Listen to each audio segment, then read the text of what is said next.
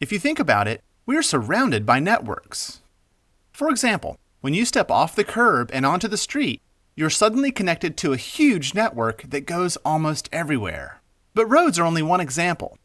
Behind the walls of our homes, there are wires that connect and give our home electricity. And a type of network that we rely on more each year is the computer network. Let's take a closer look. We'll start small. If you use a wireless internet connection in your home, it's a kind of network. But the real power of networks comes when multiple computers connect and communicate. Think about a small office. Everyone has a computer with information on it. Alone, a computer is powerful, but as part of a network in an office, it can share information with all the other computers. This is called a local area network, or LAN. Here, each computer or device is a node, and the links between them are connections, and every network is different. Some computers on the network may connect to a single cable.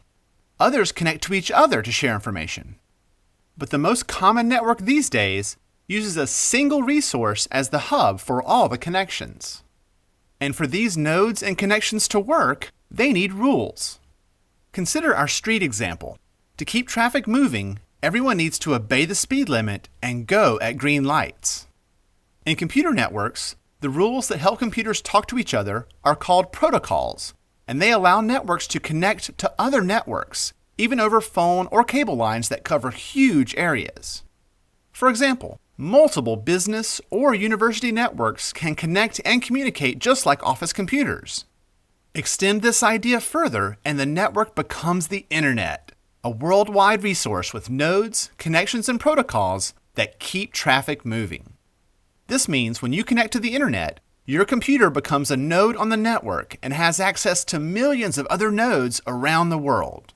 Each new web page you visit comes from a specific node on the network that's designed to communicate with your computer and every other computer on the network. It's a network of networks. So, you can see that networks are everywhere, and they all have a lot in common. These days, whether you're on the road or online, the question is, where is your next destination?